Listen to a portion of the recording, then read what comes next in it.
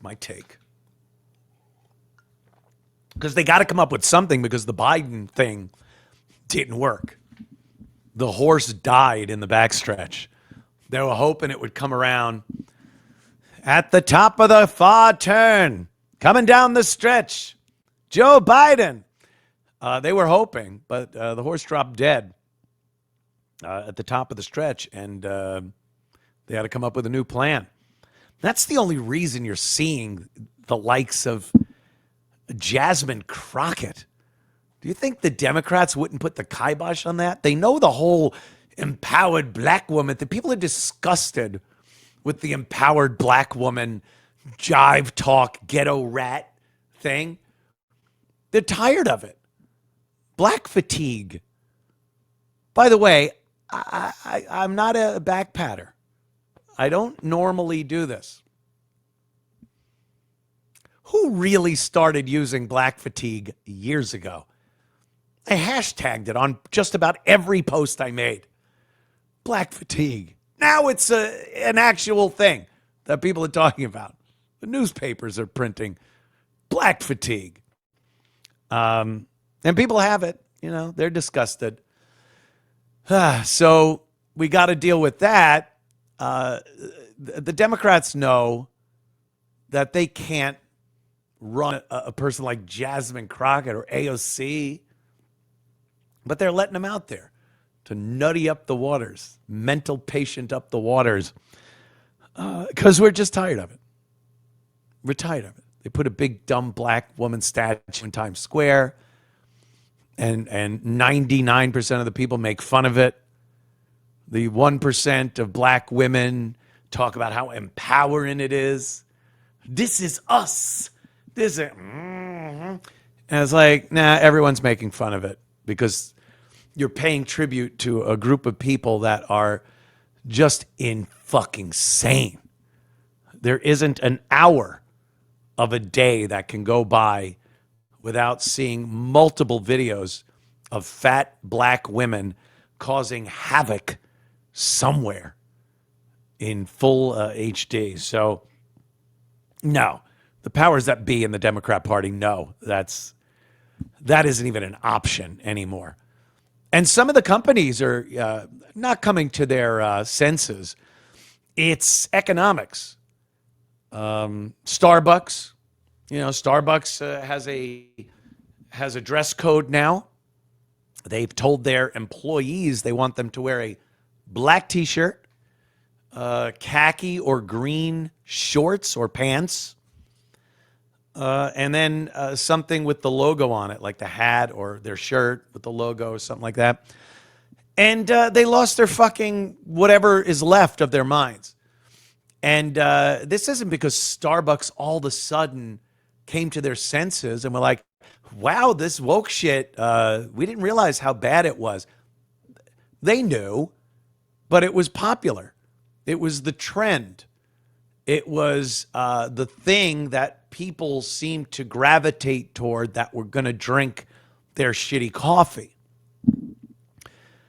Then it went out of fashion. After the Trump election, the woke thing, I mean, overnight, really. From the election to the inauguration, the entire thing that was the left was torn down. We didn't want to hear about LGBTQ shit anymore. We didn't want to even debate about drag queen story time. It was gone. Just get rid of it. We didn't want to talk about how we need to give illegal aliens the opportunity to get legal status, and it's get rid of them. Shut the fucking borders down. All that shit transpired very quickly. And companies aren't stupid when it comes to their money. If a trend is rocking and rolling, they're going to jump on it. And if the trend at the time was to have your employees with rainbow buttons and fucking multiple piercings in the face and logos on the shirt for illegals and Palestine or Israel, whatever, that they're like, yeah, this will bring people in. The people that drink our shitty coffee, that's their mindset and ideology. And then things changed, and companies say, all right, wrap that up. Let's get to the new thing. We want your uniform to not have that nonsense on it anymore. And we don't want your face to look like you went to Claire's and loaded the jewelry in a shotgun and fired it into each other's faces. Because we want to cater to sensible Americans. And you people are batshit. So these dummies think they can protest, that they're like a union, like they're like on the assembly line at Ford, where, you know, one of the line workers has been there for 15 years, could run his job blindfolded, and it's a very important job. He's indispensable.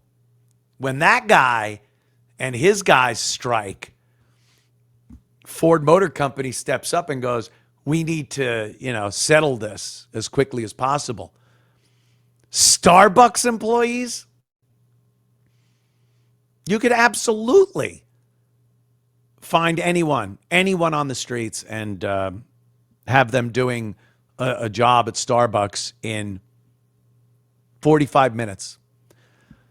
I'll give you 45 minutes to an hour that you bring anyone. I'm not talking a retard, even though they have retards working there.